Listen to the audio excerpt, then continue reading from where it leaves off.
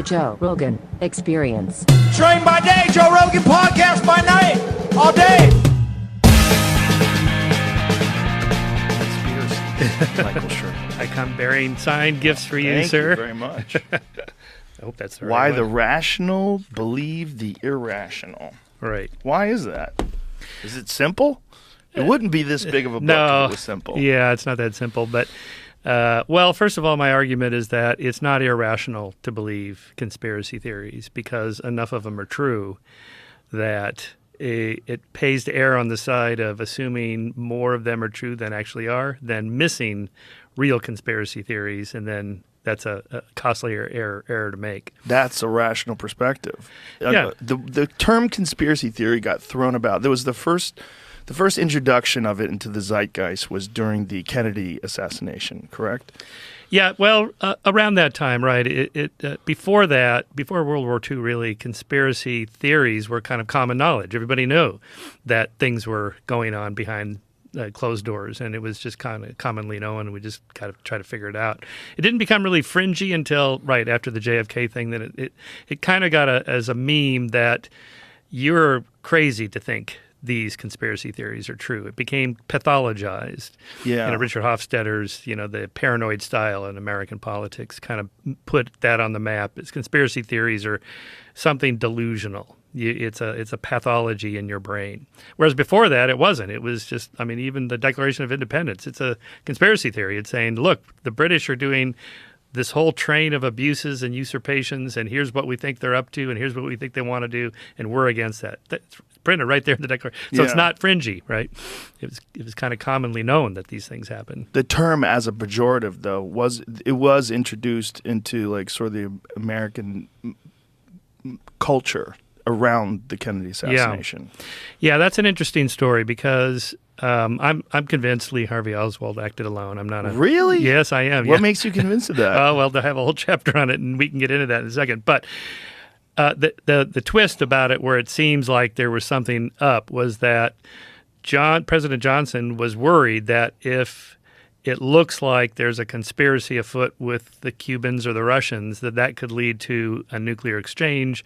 So we don't want the American people to think that this is some kind of vast conspiracy of the Russians, so we can avoid war. Have you gone back and forth on that at all? Or is it just something you've always believed? No, before the Oliver Stone film, I hadn't really given it that much thought. I thought, well, the Warren Report seems pretty thorough, but who knows? What do I know? And then the Oliver Stone film, which floats every conspiracy theory there was in one package, and I thought, well, if 10% of this is true, seems like there was something else going on.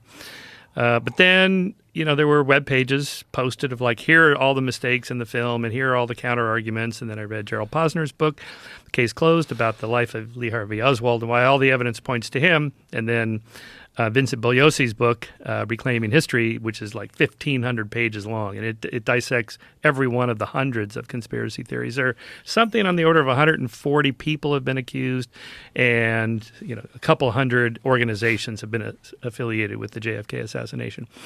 The problem is that there's no convergence of evidence to any other one than Lee Harvey Oswald acting alone.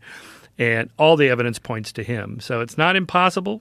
All the evidence points to him. Massive amounts of evidence, right.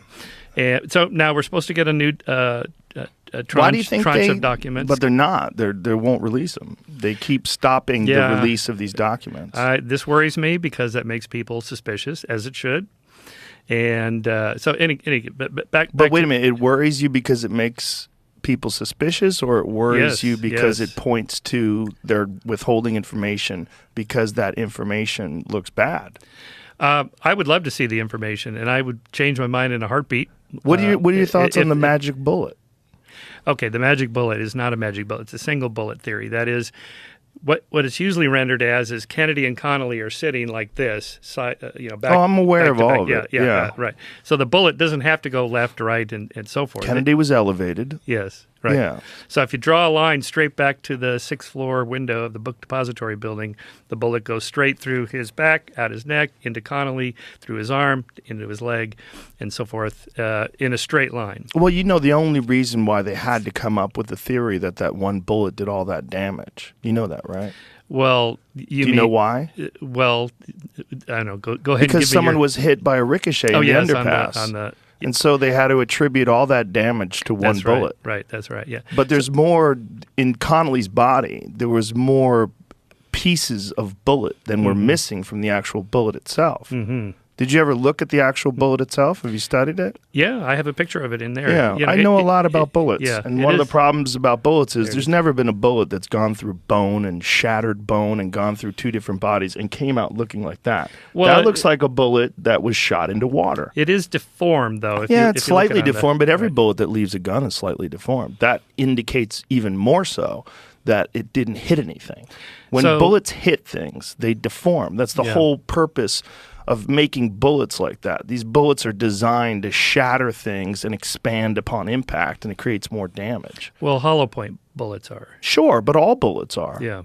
Hollow points even more specifically, but all bullets are designed to expand upon impact. Right. Even rifle bullets that are copper, because in California you can't use lead bullets anymore because condors and a lot of other birds of prey, they eat the lead bullets and they get lead poisoning because like if there's an animal that gets shot and the hunter doesn't recover it and then the condor or something else eats that, some sort of a raptor eats that, then they get lead poisoning. But bullets expand and they break up. They don't look like that. That bullet was found in Connolly's gurney, which is like so ridiculous. The idea that, oh, look, we found the bullet here. It just managed to magically fall out of his body and look pristine. Okay, 80% of the ear witnesses heard 3 shots. Yeah, but and witnesses. The first shot missed. But witnesses. Well, yeah, but okay. So that's just asking people what happened. If you talk to witnesses after 9/11, they said they heard explosions. Yes, right. Yeah, right. Exactly. So again, it's a probability argument. It's not black or white. But the probability of that having gone through bodies is very low. Well, I don't know Almost if you've seen those tests where they shoot the bullet through the foam stuff that mimics a human body and so forth. And yeah, but it does gel. get deformed like that. That's ballistic gel. Yeah. Ballistic gel is not bone. But they have shot it through pigs with the bone and tendons and ligaments Doesn't and look muscles like and all that. that. Never looks like that. Well, anyway, there's good shows on this. No. It never looks like that. There's no evidence of bullets hitting bone where they come out looking like that. I don't know, Joe. Are you sure? Because I'm pretty sure it was it was either Nova or National Geographic that did this and replicated it, shot it right through a body. No, I saw that. They looked deformed. The bullets looked deformed. They were bent up. Yeah. Okay. So what is your counter then?